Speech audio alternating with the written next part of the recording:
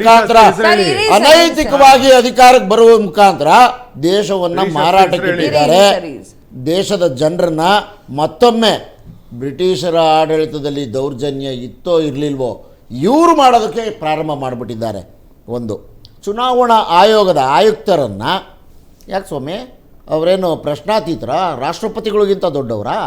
ಅವ್ರ ಮೇಲೆ ಒಂದು ಕೇಸು ಹಾಕಂಗಿಲ್ಲ, ಅವ್ರನ್ನ ಪ್ರಶ್ನೆನೂ ಮಾಡೋಂಗಿಲ್ಲ. ಅಯ್ಯೋಯ್ಯೋ ಎಲ್ಲಿಗೆ ಬಂದು ಮುಟ್ಬಿಡ್ತಪ್ಪ ಇಂಡಿಯನ್ ಕಾನ್ಸ್ಟಿಟ್ಯೂಷನು. ಇದೇನು ಅವ್ರು ಸಪ್ರೇಟ್ ಕಾನೂನು. ಚುನಾವಣಾ ಆಯೋಗ ಇಂಡಿಪೆಂಡೆಂಟ್ ಮಾಡಿ ನಾವು ಅವ್ರು ಕೊಟ್ಟಿರೋ ಶಕ್ತಿ ಹಾಗೆ ಹೇಗೆ ಅಂತ ಏನು ಪರಾಕ್ರಮದಲ್ಲಿ ಹೇಳ್ಕೊಂಡ್ರಲ್ಲ. ನಂದೊಂದು ಪ್ರಶ್ನೆ, ಚುನಾವಣಾ ಆಯುಕ್ತರನ್ನ ಆಯ್ಕೆ ಮಾಡೋ ವ್ಯವಸ್ಥೆಯಲ್ಲಿ ಇದ್ದಂಥ ನ್ಯಾಯಾಂಗ ವ್ಯವಸ್ಥೆಯ ನ್ಯಾಯಾಧೀಶರನ್ನ ತೆಗೆದುಹಾಕಿದ್ದು ಯಾಕೆ? ಆಯಿತು, ಅವ್ರನ್ನ ಆಯ್ಕೆ ಮಾಡುವಾಗ ಒಬ್ಬರೇ ಒಬ್ಬ ವಿರೋಧ ಪಕ್ಷದ ನಾಯಕರು, ಇನ್ನಿಬ್ಬರು ಇವ್ರ ಪಕ್ಷದ ನಾಯಕರು. ಇವ್ರು ಹೇಳಿದವ್ರಿಗೆ ನಾವು ಅವ್ರಿಗೆ ಒಂದು ನಿಮಿಷ ಒಪ್ಕೋಬೇಕು. ಅವ್ರೇನು ಕೆಲಸ ಮಾಡ್ತಿದ್ದಾರೆ ಚುನಾವಣಾ ಆಯೋಗದವರು ದೇಶದ ತುಂಬ? SIR ಮೇಡಮ್ ನೋಡಿ, ಮೊದಲಿಂದ ಹೇಳ್ತಾ ಇದ್ದೇವೆ ನಾವು. ಒಂದು ನಿಮಿಷ, ಅವರು ಚುನಾವಣಾ ವ್ಯವಸ್ಥೆ ಹಾಳು ಮಾಡಿದವರು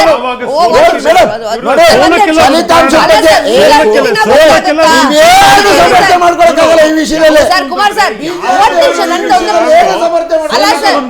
ಚುನಾವಣಾ ಇವ್ರು ಮಾತಾಡೋದು ಸೋಲಕ್ಕೆ ಒಂದು ಕಾರಣ ಇವ್ರು ಮಾತಾಡೋದು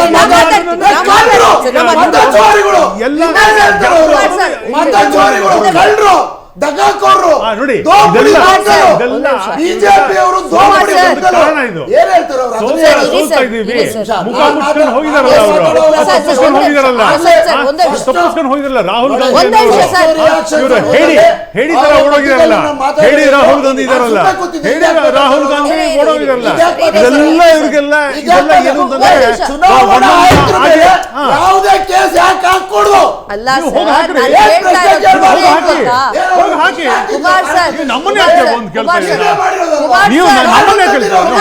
ನಿಮಗೆ ಅಷ್ಟು ಇತ್ತು ಅಂತಂದ್ರೆ ಅಲ್ಲಲ್ಲ,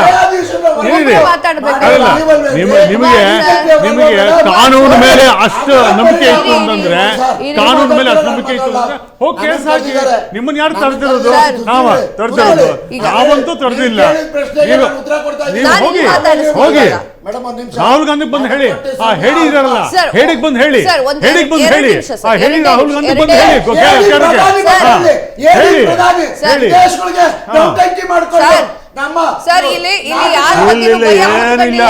ನಿಮಗೆ ಸೋಲ್ತಾ ಇರೋದಕ್ಕೆ ಒಂದು ಕಾರಣ ಬೇಕು.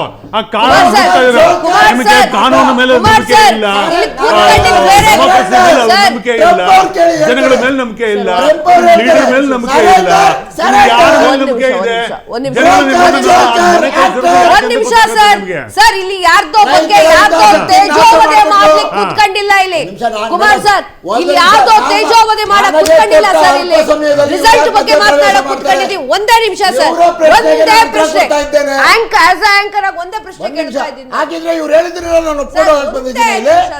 ಮೇಡಮ್ ಒಂದ್ ನಿಮಿಷ, ಬಿಜೆಪಿ ಅವ್ರು ಏನ್ ಹೇಳಿದ್ರು ಒಪ್ಕೊಳ್ಳೋಕೆ ಬಂದಿದ್ದೀವಿ ನಾವಿಲ್ಲಿ. ಒಪ್ಕೊಳ್ಳಕ್ ಯಾರು ಬಂದಿಲ್ಲ. ಕೇಸ್ ಹಾಕಿ, ನಿಮ್ಮನ್ನ ಯಾರು ತಡೆದಿರೋದು?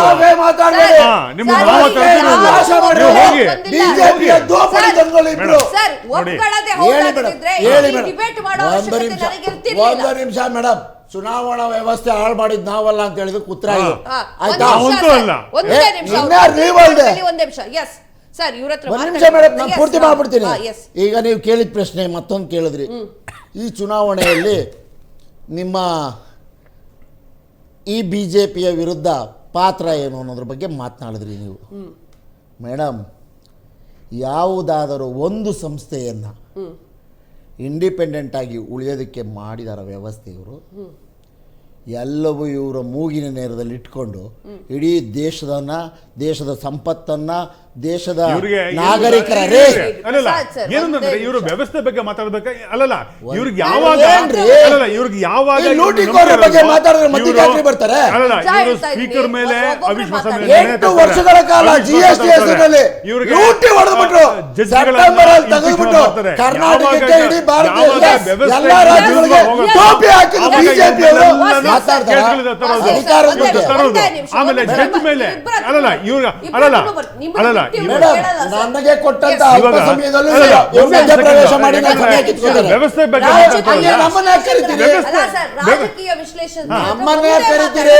ಅವರ ರಾಜಕೀಯ ವಿಶ್ಲೇಷಕರು ಜನತಾದಳದ ಜನತಾದಳದ ಒಬ್ಬ ವಕ್ತಾರರಾಗಿ ಮಾತಾಡ್ತಾರ, ಹೇಳ್ಬೇಕು ನಮ್ಗೆ. ಚಾನ್ಸ್ ಕೊಟ್ಟೆ ಕೊಡ್ತೀನಲ್ವಾ? ಆಯ್ತು, ವಿಶ್ಲೇಷಕರು ಮಾತಾಡ್ಲಿ, ನಮ್ಮ ಗೆಳೆಯರು ವಿಶ್ಲೇಷಕರು ಮಾತಾಡ್ಲಿ. ಸರ್ ಒಂದೇ ನಿಮಿಷ. ಎಸ್ ಸರ್ ಹೇಳಿ. ಇಲ್ಲ, ನಾನು ಕುಮಾರ್ ಅವ್ರ ಮಾತಿಗೆ ಕೆಲವು ಕ್ಲಾರಿಫಿಕೇಶನ್ ಮಾಡ್ಬಿಡ್ತೀನಿ. ಇಲ್ಲಿ ರಾಜಕೀಯ ವಿಶ್ಲೇಷಣೆ ಬಂದಾಗ ನಾನು ಯಾವ ಪಾರ್ಟಿಗೆ ಸಂಬಂಧಪಟ್ಟದೂ ಅಲ್ಲ. ನಾದರ್ BJP, ನಾದರ್ JDS, ಅದು Congress. I am nowhere connected, ಆಯ್ತಲ್ಲ. ಈ ವೇದಿಕೆ ಮೇಲೆ ಹೇಳಕ್ಕೆ ಇಷ್ಟಪಡ್ತೀನಿ. ನಾನು ಯಾರ ಪರವಾಗಿ ಹಂಗೆ ನೋಡೋಕೋದ್ರೆ JDS ಪರವಾಗೇ ಮಾತಾಡ್ಬೇಕು ನಾನು. ಚರ್ಚಿತ ರಾಜಕೀಯದ ಬಗ್ಗೆ ಯಾಕೆ ಮಾತಾಡಬೇಕು? ಅಲ್ಲ, ಒಂದು ನಂಗೆ ಅರ್ಥವಾಗದೇ ಏನು ಅಂತಂದರೆ, ಈ ನನ್ನ ಸ್ನೇಹಿತರುಗಳದ್ದು ಗಲಾಟೆ ನೋಡಿದ್ನಲ್ಲ, ಪ್ರಶ್ನೆ ಇಲ್ಲಿ ಹುಟ್ಟೋದು ಏನಂತಂದರೆ, ಈಗ ಕಾಂಗ್ರೆಸ್ಸು ಚುನಾವಣೆಯನ್ನು ಸಮರ್ಥವಾಗಿ ಯಾಕೆ ಅದು ಫೇಸ್ ಮಾಡಲ್ಲ? ಬೇರೆಯವ್ರ ಮೇಲೆ ಸರ್, ಅವ್ರ ಲೀಡರ್ ಇರ್ತಾನೆ. Leader this is wrong. This is wrong. ಅಲ್ಲಲ್ಲ, ದಿಸ್ ಇಸ್ ರಾಂಗ್. ಅಲ್ಲ, this is wrong. This is wrong.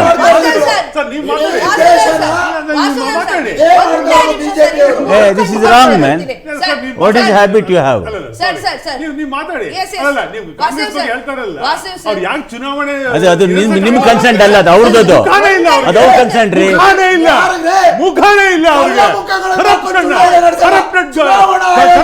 Congress ಮತ್ತು ವ್ಯವಸ್ಥೆಯನ್ನು ಇಟ್ಕೊಂಡು ಕಳ್ಳ ಮುಖಗಳು ಇಟ್ಕೊಂಡು ಚುನಾವಣೆ ಮಾಡೋದು. ನೇರ ಮುಖದೊಂದಿಗೆ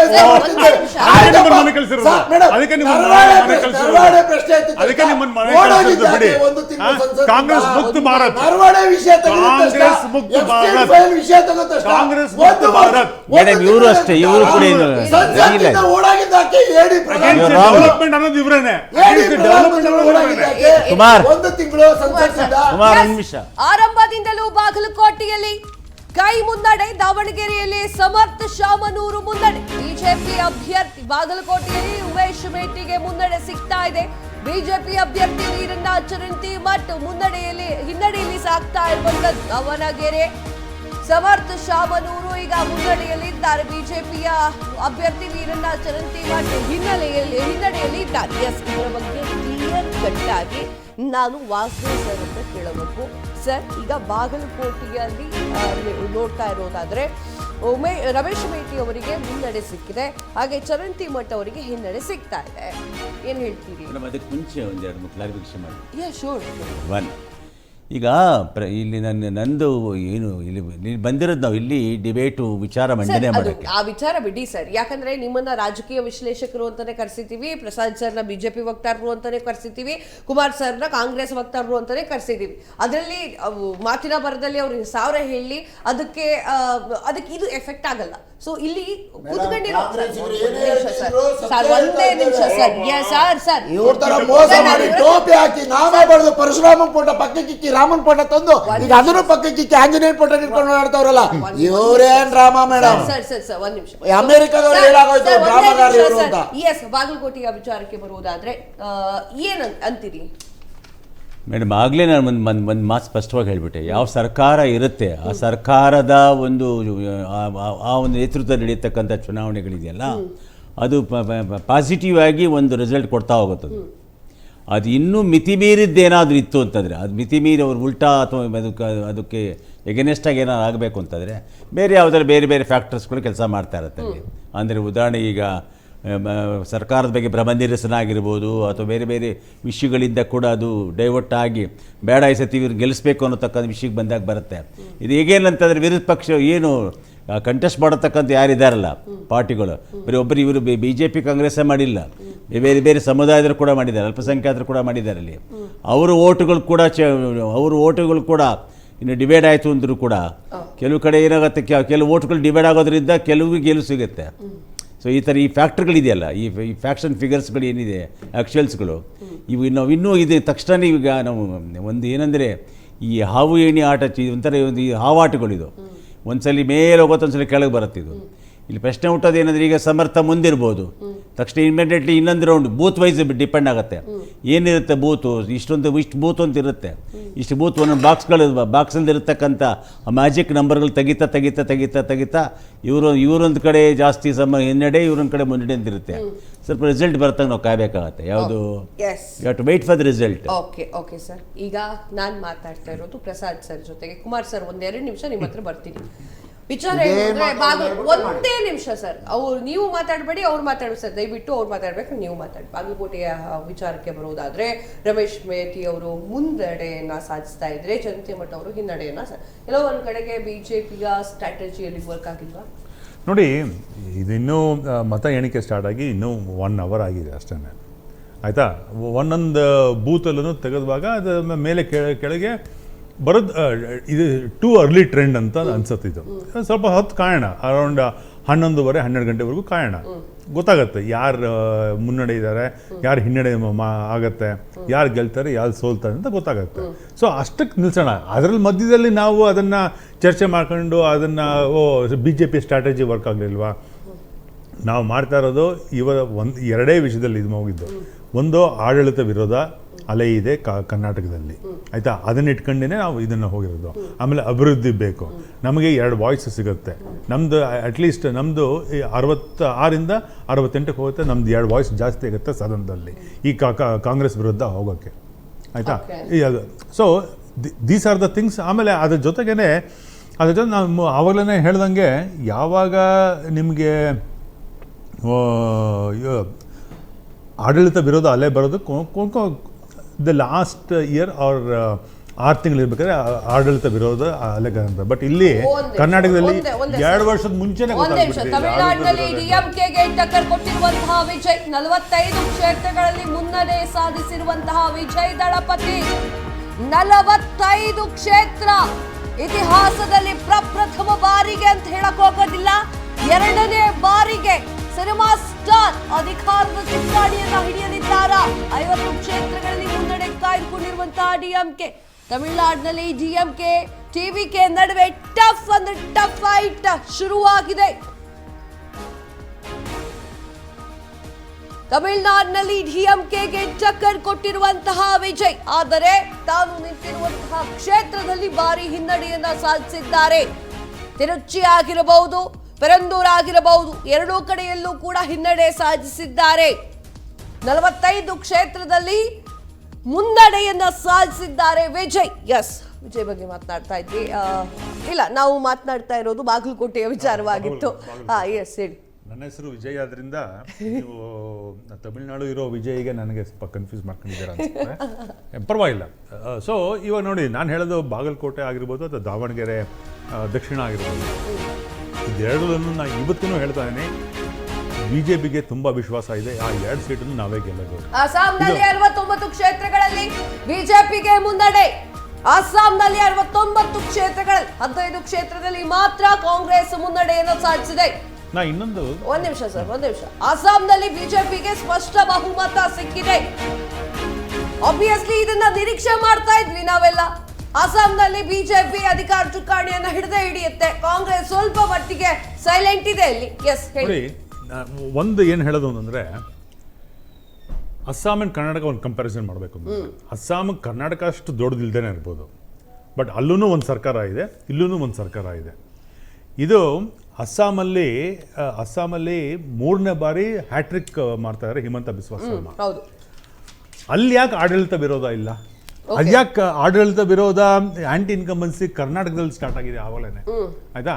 ಇದರಲ್ಲಿ ಗೊತ್ತಾಗತ್ತೆ ಯಾವ ರಾಜ್ಯದಲ್ಲಿ ಸ್ಟೆಬಿಲಿಟಿ ಇರಲ್ವೋ, ಯಾವ ರಾಜ್ಯದಲ್ಲಿ ಡೆವಲಪ್ಮೆಂಟ್ ಇರಲ್ವೋ, ಯಾವ ರಾಜ್ಯದಲ್ಲಿ ನಿಮ್ಗೆ ಕಂಟಿನ್ಯೂಟಿ ಅನ್ನೋದು ಇರಲ್ವೋ, ಯಾವಾಗ ನೀವು ಜನಗಳ ವಿರೋಧವಾಗಿ ಹೋಗ್ತಿರೋ ಆ ರಾಜ್ಯಗಳಲ್ಲೆಲ್ಲ ಆಂಟಿ ಇನ್ಕಂಬನ್ಸಿ ಫ್ಯಾಕ್ಟರ್ ಇರುತ್ತೆ. ಅದ್ರ ಜೊತೆಗೇನೆ ವೆಸ್ಟ್ ಬೆಂಗಾಲ್ ಅಲ್ಲಿ ಯಾಕೆ ಆಂಟಿ ಇನ್ಕಂಬನ್ಸಿ ಫ್ಯಾಕ್ಟರ್ ಬಂತು? ಹಾಗಾದ್ರೆ ತಮಿಳ್ನಾಡಲ್ಲಿ ಯಾಕೆ, ಕೇರಳಲ್ಲಿ ಯಾಕೆ UDF ಬದಲ? ಇದರಲ್ಲೇ ಗೊತ್ತಾಗತ್ತೆ, ಯಾವಾಗ ನೀವು ಆಡಳಿತ ವಿರೋಧ ಅನ್ಸುತ್ತೋ, ಯಾವಾಗ ನೀವು ಜನರ ವಿರುದ್ಧವಾಗಿ ನೀವು ಸರ್ಕಾರ ನಡೆಸ್ತಾ ಇರೋ, ಅಲ್ಲೆಲ್ಲ ಆಂಟಿ ಇನ್ಕಂಬನ್ಸಿ ಫ್ಯಾಕ್ಟರ್ ಬಂದೇ ಬರುತ್ತೆ. ಹಾಗಾದ್ರೆ ಇವಾಗ ಎಲ್ಲ ಕೇಳ್ಬೋದು, ಬರೀ BJP ಇರೋ ಜಾಗದಲ್ಲಿ ಮಾತ್ರ ನಾವು ಆಂಟಿ ಇನ್ಕಂಬನ್ಸಿ ಬರಲ್ಲ, ಬರೀ ಪ್ರೋ ಇನ್ಕಂಬನ್ಸಿ ಬರ್ತಾ. ಹೌದು, ಇವಾಗ ರೀಸೆಂಟ್ ಆಗಿ ಬಿಹಾರಲ್ಲಿ ಎಲೆಕ್ಷನ್ ಆಯ್ತು, Okay. ರಾಜಸ್ಥಾನಲ್ಲಿ ಎಲೆಕ್ಷನ್ ಆಯ್ತು, Sir. ಅಲ್ಲೆಲ್ಲ ಯಾಕೆ ಬಿಜೆಪಿ ವಾಪಸ್ ಬಂತು ಅಲ್ಲಿ? Okay sir, short and